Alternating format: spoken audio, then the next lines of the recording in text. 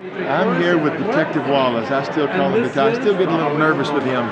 He doesn't really have conversations. He takes depositions. Yeah, so I'm waiting for you to ask me a question I can turn on you.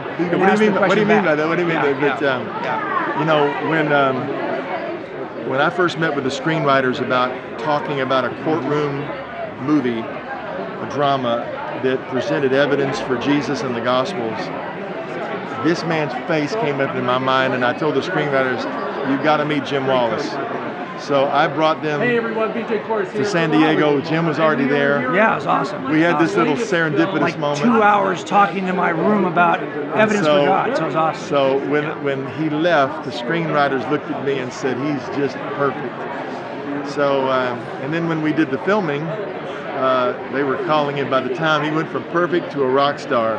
Oh, no, you're very kind. They didn't. Well, all of this, as you know, if you haven't been tracking along, we go to these premieres, right? And we're like, nobody knows who I am. And for some reason, they don't know who he is. Yeah. When in fact, he's the reason why we're all here. So I just want to say, in front of everybody, thank you. Okay. The most important thing for us, I want to just talk for a minute, Jim, because where we intersect is on the burden to equip people to defend their faith. When we started this project, 4 or 5 years ago, it was all about let's equip 1 million young people in America to defend their faith. That's been your passion. You retired from being a cold case detective to do this full time.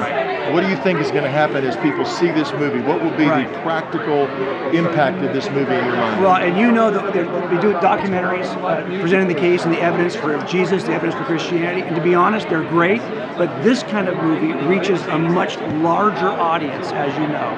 And so this kind of movie introduces important facts to a much broader audience that may not ever go to a documentary, may not ever watch one late at night on Discovery Channel or on History Channel, but they will come to a movie like this, and they'll get a chance to get a taste of what is much. This is a gateway movie in many ways, right? It introduces people to much larger concepts that they can go in and research on their own. So I'm just hoping that this is a thing that turns the ship a 2 degrees, and then in the end, people are more interested in the work that we got interested in this. How did that happen? Well, everyone I think will be interested once they see the movie like this. This is Harold Kronk, the director.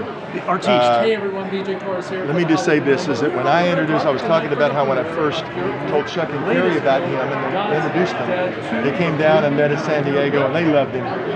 So when he shows up on the set in Little Rock to do this filming, now I've seen Harold enough. You know, he's got the weight of the world. He's trying to get all these characters and personalities and script and, you know, cut, do it again. Well, when Jim gets on the thing, I could see this smile come over his face. It was like, thank you that somebody actually has got his lines together, and he just was. I was so nervous. I didn't want to fail him because I knew that everyone, you know, they might do it 15 times, right? So.